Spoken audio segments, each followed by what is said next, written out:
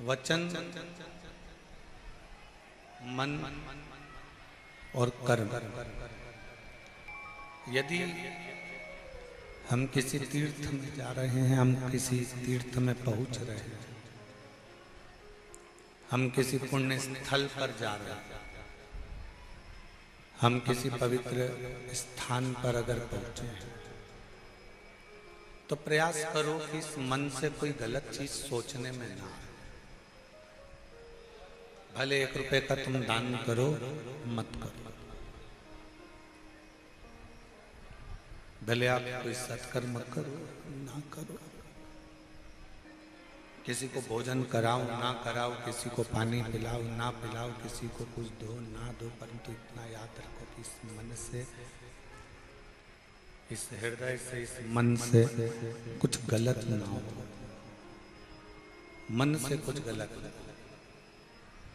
हम जितना जितना गलत सोचते हैं, उतना उतना हमारी जिंदगी में भी दुख आकर खड़ा होता चला जाता है, तकलीफ आती चली जाती है।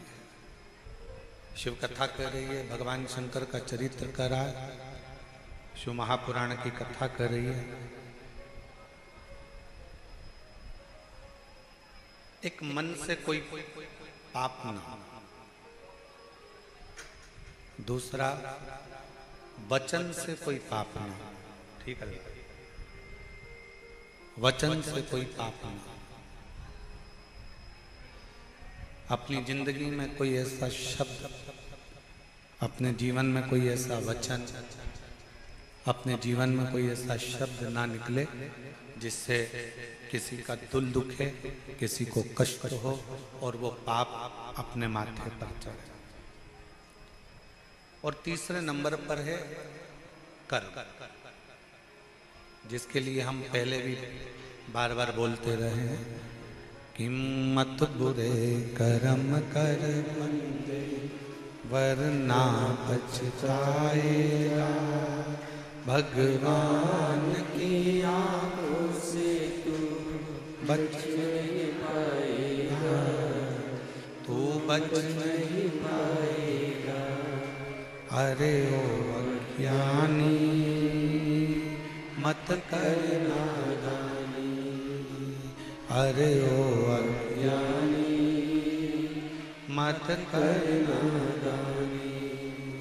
तेरे कर्म का फल भी तू ही पाएगा, जैसा किया तूने तेरे आगे आएगा। मत बुरे कर्म कर बंदे, वरना पछताएगा। भगवान की आंखों से तू बच नहीं पाएगा, तू बच नहीं पाएगा। ऐसा कर्म हम ना करें जिस कर्म के कारण हमको भोगना पड़े। कुछ अच्छा कर्म करते चलो। अब अच्छा कर्म कैसा है? नहीं है अपने पास में देने के लिए धन किसी को, तो क्या हम पाप कर रहे हैं? हमारे पास में नहीं है किसी को भोजन कराने के लिए अन्न, तो क्या हम पाप कर रहे हैं? हमारे पास में इतनी पूंजी भी नहीं है हम किसी को पानी पिला सकें, इतना भी हमारे पास में नहीं है, तो क्या हम पाप कर रहे हैं? आपके पास में अन्न नहीं है देने के लिए, आपके पास में धन नहीं है देने के लिए, आपके पास में जल नहीं है देने के लिए, नहीं है ना, कोई बात नहीं।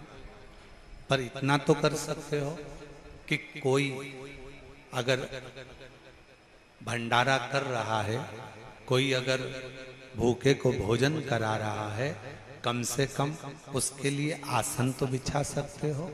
आसन भी नहीं है तो अपने साड़ी के पल्लू से, अपने गमछे से जगह साफ तो कर सकते हो। इतना भी नहीं कर सकते तो भोजन कराने वाला व्यक्ति जब भोजन की बाल्टी लेकर चल रहा है, कम से कम आप उसको स्पर्श तो कर सकते हो, वो भी पुण्य तुम्हारे खाते में प्राप्त हो। वो पुण्य भी तुम्हारे खाते में आ सकता है।